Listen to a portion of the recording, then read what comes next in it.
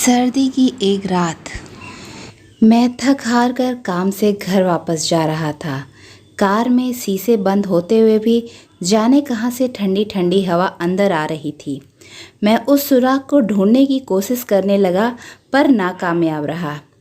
कड़ाके की ठंड में आधे घंटे की ड्राइव के बाद मैं घर पहुंचा। रात के 12 बज चुके थे। मैं घर के बाहर कार से आवाज़ देने लगा। बहुत देर हॉर्न भी बजाया। शायद सब सो चुके थे। 10 मिनट बाद खुद ही उतरकर गेट खोला।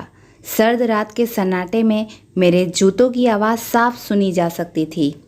कार अंदर कर जब दोबारा गेट बंद करने लगा तभी मैंने देखा एक 8-10 साल का बच्चा अपने कुत्ते के साथ मेरे घर के फुटपाथ पर सो रहा है। वह एक अधफटी चादर ओढ़े हुए था। उसको देखकर मैंने उसकी ठंड महसूस करने की कोशिश की तो एकदम सकपका गया। मैंने मोंटे कार्लो की महंगी जैकेट पहने हुई थी, फिर भी मैं ठंड को कोस रहा था। और बेचारा वो बच्चा, मैं उसके बारे में सोच ही रहा था कि इतने में वो कुत्ता बच्चे की चादर छोड़ मेरी कार के नीचे आकर सो गया। मेरी कार का इंजन गर्म था, शायद उसकी गर्माहट कुत्ते को सुकून दे रही थी। फिर मैंने कुत्ते को भगाने की बजाय उसे वहीं सोने दिया और बिना अधिक आहट किए पीछे का ताला खोलकर घर में घुस गया। सब के सब सो रहे थे। मैं चुपचाप अपने कमरे में चला गया। जैसे ही मैंने सोने के लिए रजाई उठाई उस लड़के का ख्याल मन में आया। सोचा मैं कितना स्वार्थी हूँ। मेरे पास विकल्प के तौर पर कंबल, चादर, रजाई सब थे, पर उस बच्चे के पास एक अधफटी चादर भर थी।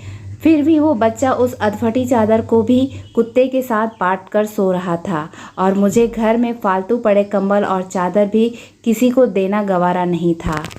यही सोचते सोचते न जाने कब मेरी आंख लग गई। अगले दिन सुबह उठा तो घर के बाहर भीड़ लगी हुई थी।